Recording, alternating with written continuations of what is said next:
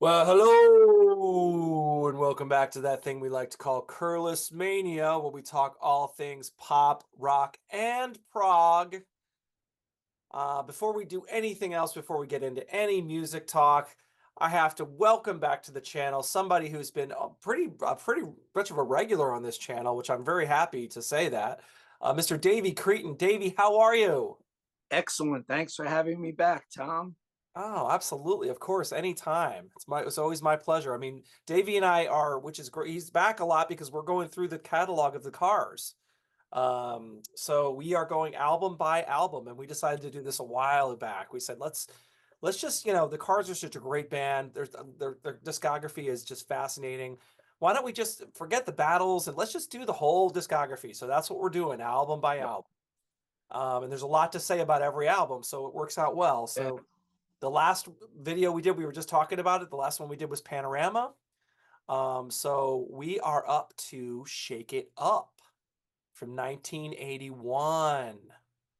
So a very what some people kind of thought. It's interesting. We can talk about more about this later, but some people were saying it was sort of a comeback, like because they had a big hit on Shake It Up, a couple two big hits actually. So So I'm just going to do a really quick rundown on this real fast, and then I'm going to hand it over to Davey. So Shake It Up was their fourth studio album. It was released November 6th, 1981 on Elektra Records, of course. It was their last with Roy Thomas Baker. Rest in peace, by the way. Yes. We just heard that news. I was very sad about that. Yeah, Uh, me too. I did a tribute on my channel, Cretin Classics, a quick tribute to Roy Thomas Baker. So check it out. It's a short video, 10-minute video.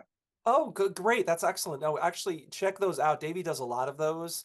He does a great job. He does a great, like, I remember you did one on Mike Pinder, Moody That's Blues. my biggest video Is on it? my channel. Yeah. Yeah. Wow. That was great. I mean, you do a very good job with your overall. You kind of do like this is what they accomplished and this is what they did and this is why they're important. And it was just, he does a great job. So I'll be checking that out. I haven't seen that yet. Because Roy Thanks. Thomas Baker was a huge force in music.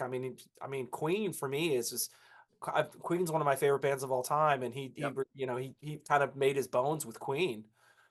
But of course Foreigner as well, and I'm sure you talk all about this Foreigner, Queen, the Cars. I mean, he was just all over the place in the late 70s, early 80s. He was all over the place. Yeah. And the last album he produced was a Yes album. Not the Oh, best Yes that's album, but right. Yeah, Heaven and Earth, which is. it's okay, And but speaking of Queen, check out one of Tom's most recent videos. He did favorite songs of Queen with his two daughters. So it's a really fun video and yes. funny too. So it's a cool video. Check that out. Thank you, Davey. Thanks. Appreciate it. Yeah, check it out. I kind of dragged them into it because they were like, "Oh, Dad." I'm like, "Okay, come on, let's do Queen," because they know Queen. That's the only reason I dragged them in because they know that band somewhat. So I was like, "Come on, we can do a top 10. Let's go." But anyway, back to the Cars. So this was their last album produced by Roy Thomas Baker. The singles were "Since You're Gone," "Shake It Up," "Victim of Love," "Think It Over," and "I'm Not the One." That's crazy. It's five singles. Um, Recorded in their own studio. From what I remember, they finally had enough money to build their own studio in Boston, I believe. Yes, Synchro Sound, but it's the only Cars record they recorded there.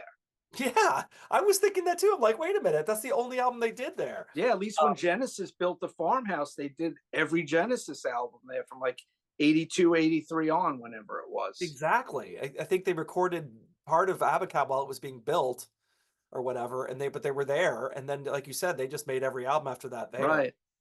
So yeah, no, you're right. That's a little odd. I agree with you. It's kind of strange. Um, of course, all the songs written by Rick, as always. And there's we'll talk about this, but there's three lead vocals for Ben Orr on this record. So that's about all I have for my kind of intro. I'm sure Davey's got more to share with you. So Yeah, just to chime in on the singles, Shake It Up was the first. Shake It Up was the first American single. Since You're Gone, the second American single. Victim of Love was the third American single. But in the UK and Australia, the third single was Think It Over. okay, And okay, I'm Not the One was not released as a single when the record came out. It was only released as a single in early 1986 when they did the remix on the Greatest Hits album. So Okay. technically, there are only like 3 singles from the album. The first 3 in America, and then Think It Over in the UK and Australia. Right. And Okay. I'm Not the One wasn't released till '86. Oh, okay. Gotcha. Okay, that explains a lot of it then.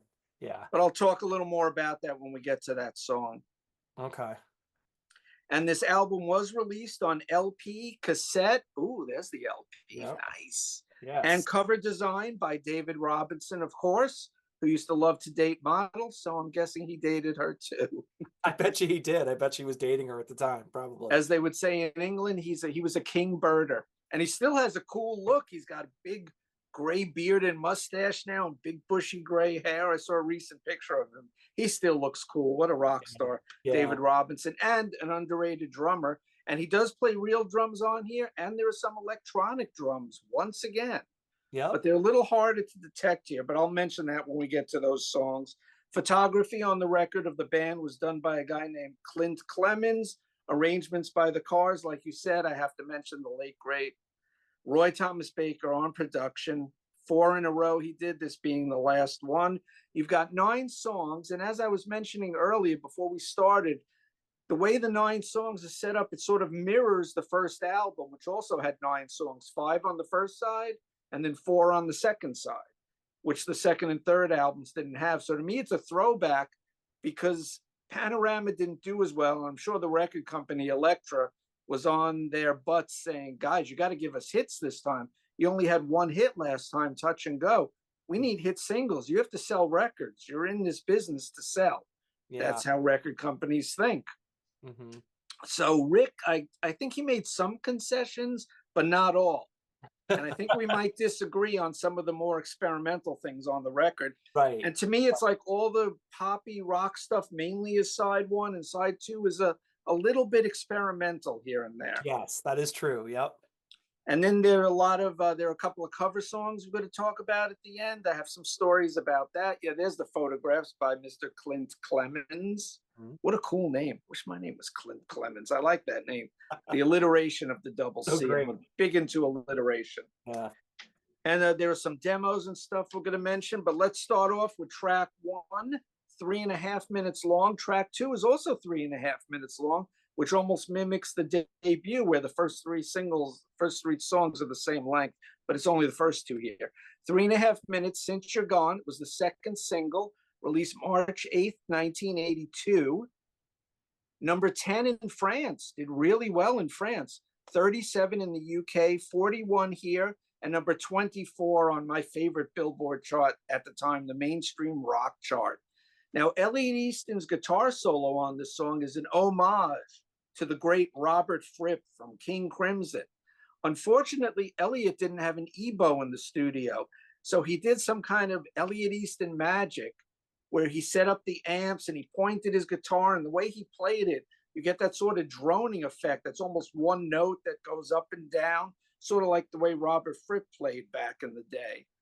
So he made this exquisite guitar solo. It's a really good solo where he mimicked Fripp's style. And Ben's bass stands out with, as I put in my notes, quote, the less is more Rick approach.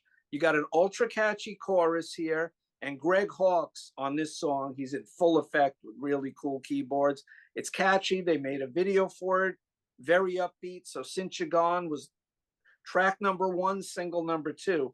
Moving on to track number 2, Shake It Up, also 3.5 minutes. The first single that came out a few days after the record came out, November 9th, 1981. In Australia, it hit 10, Canada 7, the Netherlands, 2 different charts, number 3 and number 48. New Zealand, number 26. The US, it hit number 4. This was their first top 10 single, which is really hard to believe. Yeah, that is hard. All the great songs from the first 2 albums, and even Touch and Go, which I think hit high 30s. Nothing ever hit the top 10 until Shake It Up. That's in crazy. America. That's crazy. That's and the B-side on this song is Cruiser, which we'll get to in a little while. Now, it also hit number 14 on the US Dance Club chart. So they had a hit on the club charts, number 14 hit. and number 2 on the mainstream rock chart back in the day, my personal favorite chart. Oh yeah. And the pop cars return on the song. It's upbeat, it's buoyant. Rick sang the first song, Since You're Gone. He sings the second song, Shake It Up. It's a pop rock dance nugget. I love the backing vocals on this song.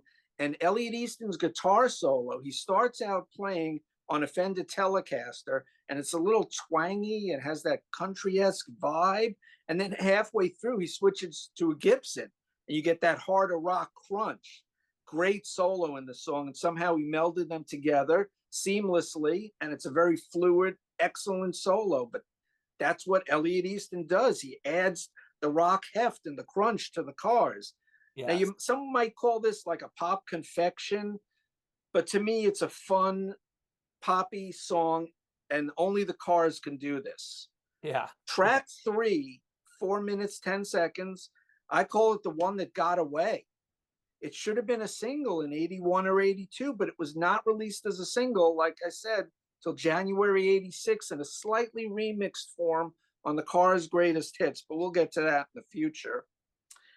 Rick on lead vocals once again. Ben is the guy singing in the background, You Know Why. You know why. Really great, catchy part of the songs, that ear candy of the Cars, and the whole band does the rest of the backing vocals. It's a pretty ballad, excellent understated keyboard solo here from Greg Hawkes, and you get an even shorter Elliot Easton guitar solo that leads back into the song proper. To me, this song is a tour de force for Greg Hawkes. In 86, Australia number 75 on the charts, Canada 82, US 32, the US adult contemporary number 24, and US rock chart number 29. So it really didn't do that well when they put it out in 86. To me, they should have put it out as the third single, because you had a rock song, another rock song, poppy rock songs. And to me, this should have been the third single instead of the next song, which in the US was the third single, Victim of Love. No, not the song by the Eagles. Yeah. This is another Rick original, and it's the 4th song in a row on side 1 that Rick is singing lead vocals. 4 minutes, 24 seconds. Like I said, third single in America, came out June of 82, only in the US. The only charted hit, 39 on the US rock chart. To me, this is a throwback to the 50s Buddy Holly era of sound, with some nice jangly guitars by, I guess, Rick and Elliot in the background. Just the way they're playing the guitars, it reminds me of a 50s song. It's a bit of a throwback to the first few songs on the debut album, too. But you got Greg Hawkes keyboards that keep it very contemporary and in the 80s. Elliot Easton comes up once again with a short, sublime guitar solo here. To me, it's not the best song on the album, but I think it's an unheralded deep track. And I always like this song. I don't have an issue with it at all. And then we get to my favorite song from side 1, almost 5 minutes long, Cruiser. This has a mint Ben Orr lead vocal. The only charted hit, number 37 on the US rock chart. And Tom, I remember hearing this on our local stations, New York, and you were in Jersey at the time. Yeah. And PLJ and NEW definitely played this song. Yeah. Because it's all Elliot Easton on guitar, the riffs, the rhythms, and lead solo work. And then at the end, his solo, which I never realized until I looked into this and read about it, that solo at the end where he's playing different parts as the song fades out, and he's got that noisy, screechy guitar, that's an homage to the Beatles from the end, from Abbey Road. Okay. All right. And I never realized it, where he's like playing one part, then another part, and another part. I don't remember the order on the Beatles on the end, Abbey Road, but it's like Paul takes a turn on guitar, then Harrison, then Lennon. And that's what Elliot Easton's doing here. So first he pays tribute to Robert Fripp from King Crimson on track 1. And then track 5, he's doing it to the Beatles. Yeah. And then if you say that those jangly type rhythm guitars on the previous song, Victim of Love, is a throwback to the 50s, there's a lot of great Elliot Easton guitar work on this album. To the layman, to the common man, it might seem like, oh, there's a lot of keyboards on this album. but there's a lot of great Elliot Easton guitar work. But you Right. got to listen Gotta sometimes in gotta headphones, yeah, yeah.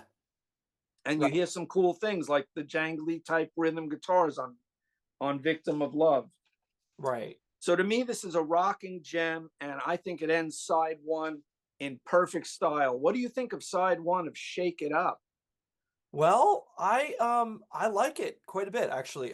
Since you're gone, when Davey and I grew up on the East Coast, and those were the two rock stations, WPLJ and WNEW. So if you wanted to listen to rock, those were the stations you listen to, and they played the hell out of Since You're Gone too. I remember hearing that a lot. So, and I love that track. I think that's an awesome song. It's like one of my favorite Cars songs. I just love it. I don't know what it is about that song. I just think it's great. I think it's got a great hook. And it does sound like an EBO, but you're right. I don't think it is. And I think what he did was he probably just cranked the amp, and he was able to hold the note. Like I think sometimes you can put there's also effects pedals you can plug into that'll sustain a note like forever. Like you hit the note, it just stays. And I think he's probably just moving his finger around the frets, Said just something about he taped down 5 of the strings. So maybe he's doing yes. it all on one He's doing that on one string. string. Yes, yes, that makes sense. I think that's And probably what's happening. and it also, I mean, you're the guitar player, you're the musician. I'm just the was just the singer in a rock and roll tribute band. And I'm just a singer in a rock and roll band. yep, singing Yeah, Ramones many moons ago. yeah, But it said the way he taped down the strings and he pointed his guitar at the amps in the studio and cranked the gain or something like yes, that yep, to get yep, that cool, like fluid sound where it just yep. seems like one note And going it's up and down. just holding, sustaining that one thing and moving it around. And yeah, maybe he's palming the other strings or he's taping or something, but yeah, but it's a very cool effect. It sounds just like an EBO, and it does Yep. sound, I never thought of that. That never put it together. That's interesting that you mentioned Robert Fripp, because I'm like, yeah, that's very Robert Fripp-esque, you know. Oh, yeah. Very cool. But anyway, I love that song. I just think it's a great track. It's just hooky. I love that. I just how it starts with that. It just starts with that little clicking sound, and it continues throughout the whole song, and I just love that track. Shake It Up, great single. I mean, yeah, does it mean anything? Not really, but who cares? Like, it's a feel good song, and it's hooky, and it's like, it's funny because I guess I'd read that David Robinson wasn't a big fan of that. They'd worked it up during Panorama or something, and he was like, "Oh, that song's kind of weak. I don't really like that song." Or something. He said something negative about it. So Right. And then they kept working on it. They deconstructed it and redid it, and they were all happier with it. yeah, I guess so, because they shelved it, and I guess Rick always said, "Well, I'm not that proud of the lyrics." I think the lyrics are fine. I mean, it's like it's one of those. Everybody's had those moments where you just let loose and go crazy and dance all night, and it's like Right. it's just kind of like let loose, like let yourself go It's crazy. a fun song. It's But fun. Yeah. Ben Orr also pointed out there is a slightly deeper meaning because he says, let them know what you really mean, which is Yeah. a bit of a thinker. Right. Right. Yes. Exactly. So So there there's a you go. message behind the fun, the upbeat partying song. There you go. But it's a great track. It's a very cookie track. Obviously people liked it. It went to number 4, so it did Yeah. well. It's a good song. I like it. It's catchy. It's very good. And I love the solo. I have to mention the solo. The solo is so good. Um, that's just classic Elliot Easton.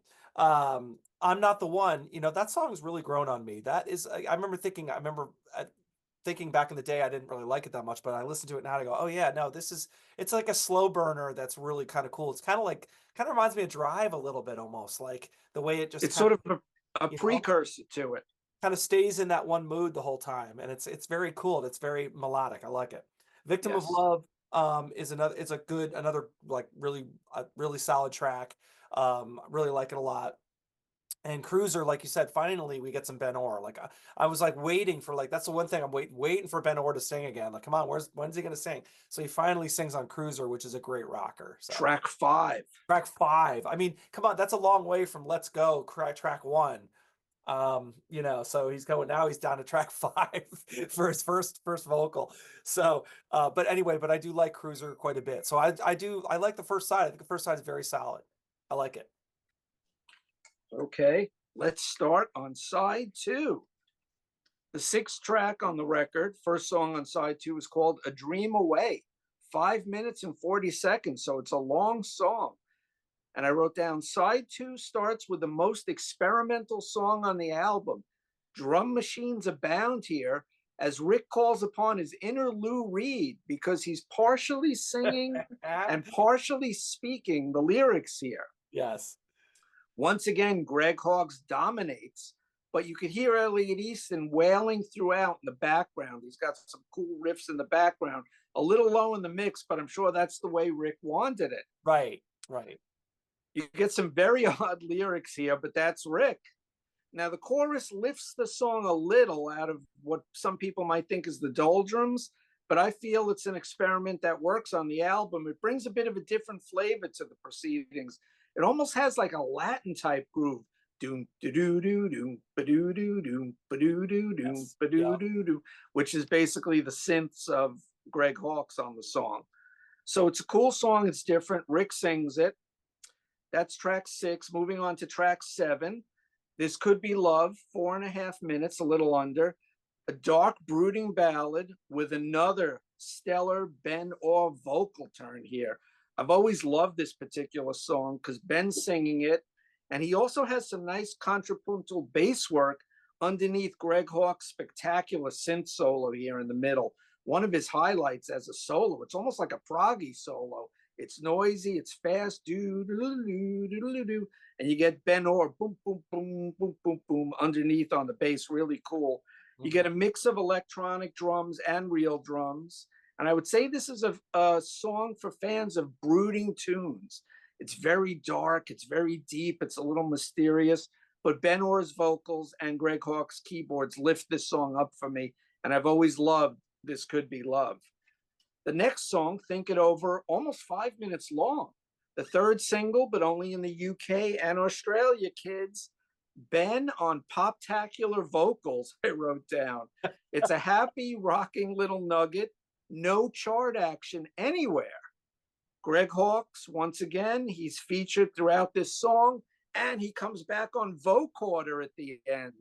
He's doing the robot think it over. Totally, you could hear the vocoder going. Yeah, totally. actually, it's Nothing You Could Do. Nothing You Could Do Nothing You is Could the Do, vocoder, yes. which my friend at the record store, Josh, he used to call that the ELO robot because it sounds just like from ELO's Time record, where you get a lot of that synthesized robot vocal from the vocoder. Yep. It's the penultimate track on the album, and it bleeds right into going back again the first album, where you have track 8 going right into track 9. And here it does the same thing. Track 8, Thinking Over, just bleeds right into the last song, Maybe Baby, a hair over 5 minutes. To me, it's the dark horse song on the record, but it's a sterling one to me. Each member shines here, and I love David Robinson's drum work on this song. And I think it's real drums. It's just boom, boom, just the way he's doing these rolls and sort of like kettle drum work. I think the drums are really good, and they stand out to me on this song. You get Rick singing the song, and during the chorus, when Rick is singing Be My Maybe Baby, you get Elliot Easton. I think he's doing some kind of hammer-ons or fast run. Sounds like triplets. Doodle-doo-doodle-doo-doodle-doo-doodle-doo. And you get this cool bed of synths underneath where Greg is going ba ba ba ba ba ba ba ba under Elliot doing those fast runs on the guitar. It almost sounds like Alex Lifeson in Spirit of Radio from Rush, almost like he's doing it with one hand, maybe. Yeah. Yeah. Just like really. Yeah, totally. Yeah. And it sounds really good with the keyboards underneath. And I love the chorus on the song. To me, this is, like I said, the dark horse song. Those triplets are great. And Greg Hawkes keyboards throughout this song again. And then it has a really long fade. And I just like the fade. I think the album ends really well with Maybe Baby. What do you think about side 2? All right. Well, this is where we go. This is where we strap start. in. This is strap where we me in, as the Cars would say. Sorry. This is where we start to diverge a little. I mean, let me just say though that I mean the Cars didn't make a bad record. This is a good record. I like this record a lot. It's just that they didn't make it. I always like to do that before I start making it like criticisms or whatever, start picking at it a little bit, because I do like this record.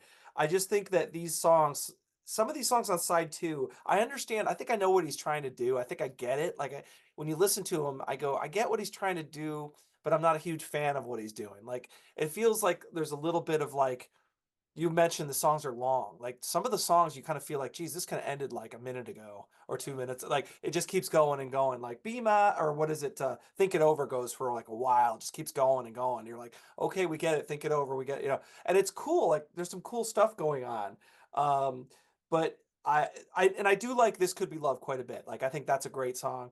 But again, it kind of feels like I don't know how to describe it. Like it's almost like I think Rick is doing this on purpose. Like, and like you mentioned Greg Hawkes a lot. 'Cause Greg Hawkes, there's a lot of keyboards going on, and there's a lot of stuff that feels like drum machine type stuff. Where like, okay, there you do hear his drums, but then you almost feel like he's mimicking a drum machine. And I think Rick wanted to keep the same vibe, like just keep the same rhythm going through the whole song. Like, I don't want any like crazy fills. I don't want any like just keep it real, like keep it straight. And sometimes I feel like on the second side, like Elliot Easton, he's doing some cool things here and there, but most it's like you kind of wonder, like if he's in the studio going like, what do I do on this song? Like, because you don't get any like standout Elliot solos. I mean, you do on Shake It Up, but like side two, you don't hear him as much. Um, so anyway, so yeah, I do like side two, but I feel like there's what's the word I'm looking for? I feel like there's potential. There's like potential there to like make the songs better. Like than they, I don't know. I just get there's a couple songs times in this record at the second side where I kind of feel like, all right, like is this song over yet? Like I'm almost ready for it to be over, which I never feel like that with the car, like ever feel like that with the Cars, until the second side of this record. So that, but again, I'm just quibbling. Like these are still good songs. They're just I don't know. There's like little things about them that kind of I think like you said, I think this was Rick's. He wanted to do this. Like this was his vision, and that's good for him. I think he was probably knowing Rick, he was probably worried about getting stuck into a bag. Like I don't want to be just keep doing the same songs like over and over again the same way. You know what I mean? So that in his artistic thing was like I want to do something different, and I think that's he's doing that more on the second side of this record. Oh, definitely. You It's know? like the first side is the concession to the label. They want hits. Here are a bunch of hits. Right, right, Any of these right. songs could be top 20, except for Cruiser, maybe, because it's just so rock and roll. It's got the heavy guitar. But the first four songs, they could be top 20 singles. They could And be. two of them were basically. Yeah. Well, Since You're Gone hit number 24. But they were two big hits on the first side. And if they had released I'm Not the One, I think that would have been a big, really big hit for them. But they had that on the next album, the song Drive, which you said, which we're going to get to on the next episode. But it's like side one, that's for the label, keep them happy, keep them off my back. Side two, that's my side. That's for I'm me. experimenting. I'm Exactly. doing what I want. By this time, he had been producing other bands. He had Right. produced the Bad Brains and Romeo Void, that Never Say Never song. Right. I Might Yes. Like You Better If We Slept Together, the girl Yes, keeps that's right. saying. Yeah, yeah, He yeah. had produced them and Bad Brains, which are, how would you even Hardcore. categorize Bad Brains? They're like a punk hardcore band out of Yeah. Washington, D.C., with Right. like these Rasta guys with long dreadlocks. Yes. And he had worked with Suicide, the experimental duo, by this Right. point. So he's spreading his wings already. He didn't like to play live, he loved the studio. Right. So to me, the first side, okay, there's your hits. I'm going to do my thing on the second side. And he probably told Elliot, well, I'm going to, or maybe he made the decision that he's going to put him more in the background on side two. Right. Like do more textural stuff, not like lead stuff, which is That's the word, textural. yeah, yeah. So I get it. I understand that. I get the vision. I'm just so like I just I guess I like the hits. I like the poppier stuff. I guess that's just me. So Yeah, none of side two was ever played on the radio. So right. most of side one I heard on the, like, probably 4 out of 5 songs from side one, but nothing on side two that I remember on the radio. But I always liked side two. Yeah. So there you go. There you go. I mean, it's all right. We can have different. Everybody hears it differently, right? Yep. So that's the 9 songs from the record, but we got a lot of other songs we could talk about briefly. The first 2 songs are cover songs, and one is not on the reissue from 2018. I'm not sure why, but maybe it's a legal thing about getting the rights to the song. But it first appeared, I always show this in every episode, the 2 CD Cars Anthology, Just What I Needed. And it's a song written by two guys that everyone out there might know. The song is called Fun Time. It's 3 minutes and 12 seconds, written by a gentleman named James Osterberg. Sounds like ostrich burger. I wonder who that is. And a friend of his by the name of Davy Jones that most people know as David Bowie or Bowie. And this is a demo written by Iggy Pop and David Bowie. Fun Time. It's an Iggy song. Now, the band went down in Boston, in Massachusetts, Boston, Park the Con, Harvard Yard, to see Iggy at the Paradise Theater. Am I doing the Stick Show with Grant? No, this is the Car Show with Tom. They went to the Paradise in Chicago. They saw Iggy play. They invited him back. Yeah, you got to come to our studio. We're going to do something for you. They go to Synchro Sound, where they recorded this record, as you mentioned. They started playing Fun Time, and they recorded this demo. And they said Iggy was really impressed, and he was just staring at Ben Orr, who did the vocals on this song on Fun Time.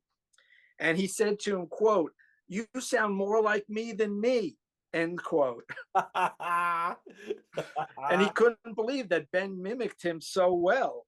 Now, Elliot Easton, it's a fun, upbeat pop type song, the way the Cars do it. They sort of got like gang vocals shouting.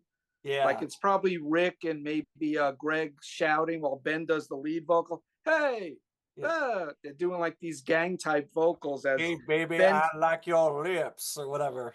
Fun. "Hey baby, I like your pants," or whatever it is. Yeah. So it's this cool song. And now Elliot Easton starts this cool wailing guitar solo like 3/4 of the way through. And you want to hear him do more. And then it slowly fades out because it's this short 3 minute, some odd second demo. But it's definitely worth listening to. And you can find it on YouTube. And it's on the 2 CD anthology. So that's Fun Time. Now we're going to move to a cover song that was first released on the 2 CD anthology, written by a guy named Chuck Conlon, written in 1965, a very special year to me. Rick sings it. It's a cover of the Nightcrawlers' One Hit Wonder from the Nuggets era. And this did appear on the Rhino, the box set from 1999, the 4 CD box set Nuggets. It's got a really long title I didn't write down. And it's called The Little Black Egg. Yes. And Rick sings this song. For the Nightcrawlers, it hit number 85 in the US in 1967, so it was a real minor hit. Number 74 in Canada, it did slightly better. Also covered later on by the Lemonheads. Everyone remembers Evan Dando and the Lemonheads from the 1990s. Covered by a band called the Primitives. It's a silly, fun little ditty. I like this song. It's cute. It's definitely worth hearing. And Rick, in the early 80s, had befriended a model named BB Bell, or Buell, sorry, BB Buell. And people might, that name might ring a bell, BB Buell. BB Buell, Liv Tyler's mother. And for years, everyone thought because she was in a relationship with Todd Rundgren, that Todd Rundgren was Liv Tyler's father. But it's not. It's Steven Tyler. And she didn't find out until I think she was like 10 or 11, that although she thought that Todd was her father, it was really Steven Tyler because BB Buell had an affair with Steven Tyler. Yep. So that's how it all ties together in this cover song of Little Black Egg. Now, BB Buell, who Rick became friends with, I don't know if there was anything more or not, he used Little Black Egg because he produced and helped BB Buell with her EP from 1981 called Covers Girl. And it's all covers of other songs. And they took the Little Black Egg by the Cars and they wiped off Rick's vocals and they put BB Buell's vocals on it. Oh. And this is like an obscure EP of covers from 1981. I think I saw it back in the day in the record stores. I mean, I might have it on vinyl, but I'm not even sure. I'd have to go search for it. But she put out this 4-song EP in 1981 when the Cars were putting out this great record, Shake It Up. So that's Little Black Egg. And it's a hair under 3 minutes, but it's worth hearing. And for those real hardcore Nuggets fans, it's on that Rhino box set from the late 90s, which is a great box set. Some great songs on there. And somewhere I have that box set too. They even did a sequel, which I have. Great one-hit wonders like the Standells, Dirty Water. Yeah. Stuff like that from back. I love that Dirty Water or Boston, You're My Home. So, it ties it even together more. Look what you did there. That wasn't even planned. That was spontaneous, baby. Yeah, So that's there's a right. couple of other things. What do you think of these two cover songs before we move on with the demos? I think they're good. I think they're fun. They're solid. Yeah, I mean, it's just the Cars are such a good band. They can just do like just pick up a cover and just throw it down, and it sounds great. Yeah, and they didn't do many. I think this was the only time they did cover songs that eventually came out. Actually came out right, exactly, right, exactly. So Not on the proper album, but later on. right, right, yes, yep, So in 2018, they re-released this on CD and probably vinyl. Like you have the panorama with the extra songs. So I'm right. sure this came Yeah, out on vinyl too. I don't own it. I I listened haven't to it seen. on the Yeah, internet. yep, Since You're Gone, they have an early version where mhm, Rick is singing it. He wrote it, of course, and it's nearly 6 minutes long. But if you listen to it, it's a drum machine and it's got a lot of the rhythm guitars, and it's like he's programming or playing keyboards. And it sounds almost like the full version, but it's just that when Elliot Easton gets his hands on that guitar and Greg Hawkes turns on his keyboards, they just add this special magic flavor, this magic sauce. So this 6 minute demo, basically done by Rick, this early version, becomes this full-fledged song where they cut off 2.5 minutes and it's a 3.5 minute song. But the demo's interesting because it's 6 minutes long on a 3.5 minute song. It's just cool to hear. Then yeah, they have a demo of Shake It Up, which is 4:10. So you get like 40 extra seconds of it. But Rick and Ben are singing the vocals here on the demo. So that makes it interesting. It's a little different. It's not just Rick singing it, it's split between Rick and Ben. right, Then they have the 1985 remix, which came out on the 1986 Greatest Hits. After the next album we're going to talk about, I'm Not the One, that's the one that hit the charts. Then there's an early version of Cruiser, 5 minutes, but Rick is singing this instead of Ben. So you get a whole different guy singing the song. yep, It's a cool version, but I mean, I love the Ben Orr version better than the Rick version because Ben is just has that he had that special voice, that spectacular voice that I love. yes, And yes, anytime he sings it, it basically elevates the track for me. right, The next song is an early version of A Dream Away, the first song on side 2 of the album. But when they first recorded it, when they put it down, it was called Take It on the Run. And this version is 6 minutes, 19 seconds. So it's about 30 seconds longer than the version called A Dream Away. Rick wrote it, Rick's singing it. Now, the reason that I think that they changed the title of the song, because he says both in the song, The Good Life is just a dream away, but he keeps repeating even more than that, Take It on the Run. So I think they had named the song, or Rick had named it, Take It on the Run, but then REO Speedwagon released High Infidelity. They had about 4 or 5 hits on the album. One of them, Take It on the Run. yeah, Take it on the run, baby. If that's the way you want it, maybe then you don't want me around. And I yeah, have the feeling that Rick Ocasek wouldn't like a band like REO Speedwagon. He no, would think they're no, corporate rock because they were tarred and feathered with that brush, like Styx, Kansas, Boston Journey, but we won't go yes. on There's that no much of a way he was a tangent. fan. And Yeah, he probably saw, oh, this band has a hit with a song named Take It on the Run. I am not naming my song Take It on the Run. I don't want to seem like I'm ripping off REO Speedwagon because I'm better than that. Just he, the way I feel that he thought about it. So completely. the, I think right on. I think that's right on it. He's like, no way, so forget it. I'm not doing that. Yeah, yeah, I think he had sort of the attitude where I'm a better songwriter, my songs are better. Just the way yeah. I think he saw himself. Totally, totally. I think that's true. So that's the early version of Dream Away called Take It on the Run. Then we get the next song is called Coming Up You Again. And it's an early version, 1981 version of a song that will appear on a later album from 1987 called Door to Door, where it was just called Coming Up You. Right, right. But on the Yes. chorus, he says, it keeps coming up you again. Now, Rick is singing this one, but on Door to Door, Ben sings it. Ben thinks it. So Yeah. you get a totally different take again. So that's what makes these demos so interesting.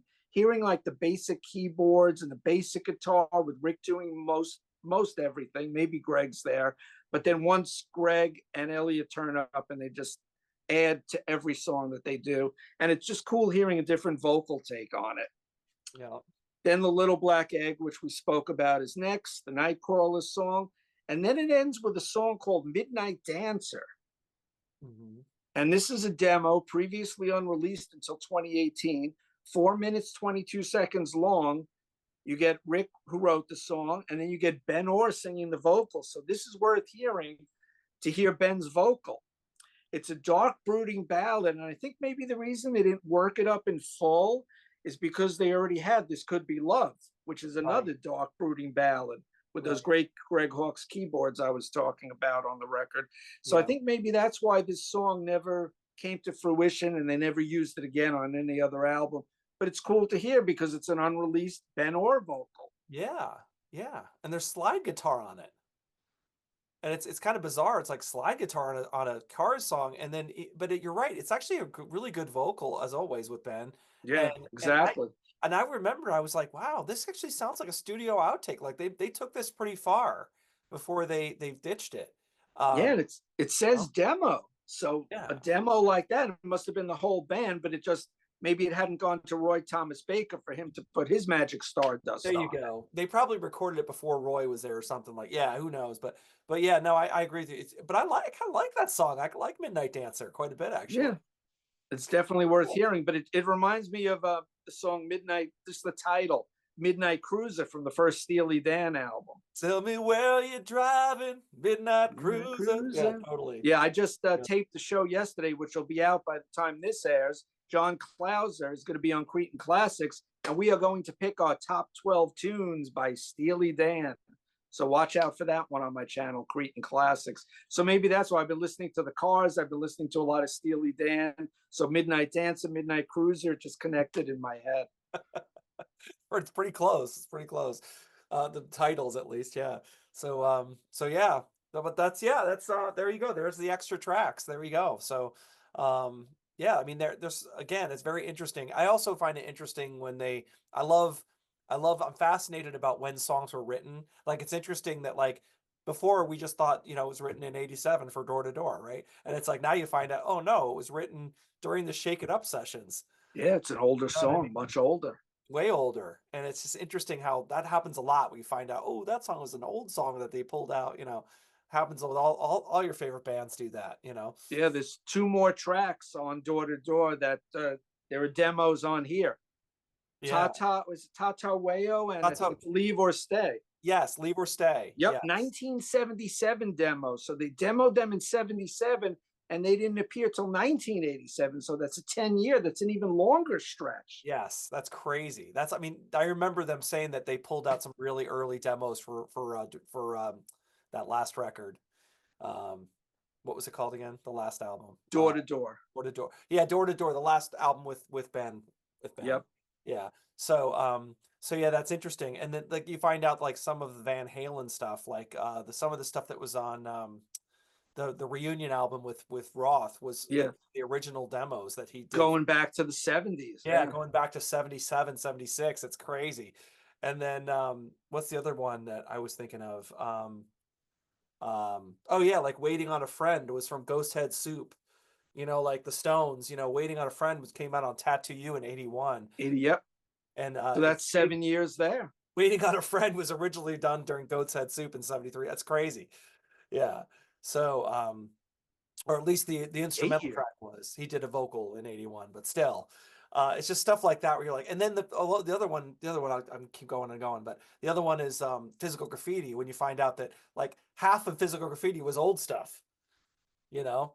Yet it seems so cohesive. That's my favorite Zeppelin album. I love that record. Yeah, I do too. I love that album. You're right. No bad songs. It sounds very much of one body of work, and then you find out, oh my God, like that whole side is from like, that one's from 1970, and that one's from 71, and that's from 72, and you're like, what? Oh my God, that's crazy. And yet it sounds very cohesive, but it's stylistically, it's all over the map. You got the blues, hard rock, even some metal, some folk, some Yes. proggy stuff on there. Oh God, yeah, that album's all over the map. It's In the great. Light is Prague with Yes. John Paul Jones on the keyboard. That's a Prague song. That's like Oh God, one of the Zeppelin Prague songs. that That, album. Carouselambra, maybe the Yes. Rain song, No Quarter. But now Yeah. I'm really going off on a tangent. Yeah, we're off on a tangent, but I just love that. I love when you find out songs that were like, oh, that's an old song that they did, or like they demoed way back, or they did originally did it for that album and it came out on that album. I just love that stuff. So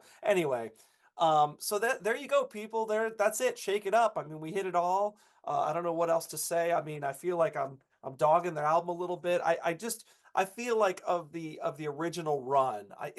This is the way I feel about it. I'll just say one last thing and then I'll stop. Okay. That is, it kind of reminds me of something I said about Topographic Oceans for Yes, because I did rank the 70s Yes stuff with Alan Rosenberg That's a good show. I saw that. a couple episodes ago.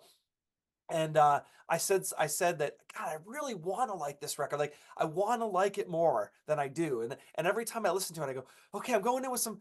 Maybe I'll really love it this time. And it's like one of those. You're like, maybe I'll really like. I'm really into it this time. And it's always like, oh no, not really. I mean, I still feel kind of the same about it. So that's the way I feel about the second side of this record. But still, it's still the Cars. It's still excellent. It's still good music. I still enjoy this record. I still think there's some absolute bangers on this album. Oh As I yeah. said, I really do. Cruiser. Cruiser, I love Since You're Gone. I love, I mean, I love I love Victim of Love actually quite a bit. So there, that first side especially, I just love the first side. So anyway, um, not an album you want to sleep on. Let's put it that way. Definitely. You don't want to sleep on any of the Cars. So, so that's. Is there anything else you wanted to say, Davey? Or you any last words on Shake It Up? No, it's worth hearing, especially if you're a Cars fan. You got to check out those demos with the different vocals and the 2 cover songs. So they're all worth hearing. Absolutely. Absolutely. All right. Well, if you stayed with us this long, we appreciate you. Thank you so much. Davey, thank you for joining me as always. It's been Thanks for having me once again. absolute, of course, And of course. next time it's Heartbeat City. Ooh, that's going to be an interesting one. I like that. That's going to be good. Because we got a lot to talk about on that record. Yeah. So anyway, You get Mutt Lang producing. yeah, Mutt Lang comes in. And it took a long time for that record to come out. It did. 81 to 84. Their longest lapse of yeah, so it's interesting. I think there's a lot of reasons for that. We can get into that in the next video. So you Yep. don't want to miss the next one. We're already teasing the next one. Uh, so that's how good we are. We're professionals here. So anyway, thanks again, everybody. First, if you stayed with us this long, you must love the Cars. Thank you so much. We appreciate you. Always hit like and subscribe if you like what you see. I always have to say that. Hit the subscribe button. It doesn't take 2 seconds. Just go boom, hit subscribe. A lot of people watch and they go, that was cool, but they don't hit any like, they don't hit subscribe, they don't do anything. You got to do that stuff to help the channel. I appreciate it. And that's it. That's all we got for you Oh, tonight. one more thing. One more Let thing. us know what you think about Shake It Up in the comments below. Oh yeah, how could I forget? Absolutely. We want to know. I read all the comments. I want to know what you think about this record. What do you think? You might say, Curlis, you're nuts, man. Side 2 is awesome. I don't know what you're talking about. I want to hear it. I could take it. Please let me know. I want to know what you think of this record. So thanks again, everybody, and we will see you next time on Curlis Mania. Rock on. Take care, y'all.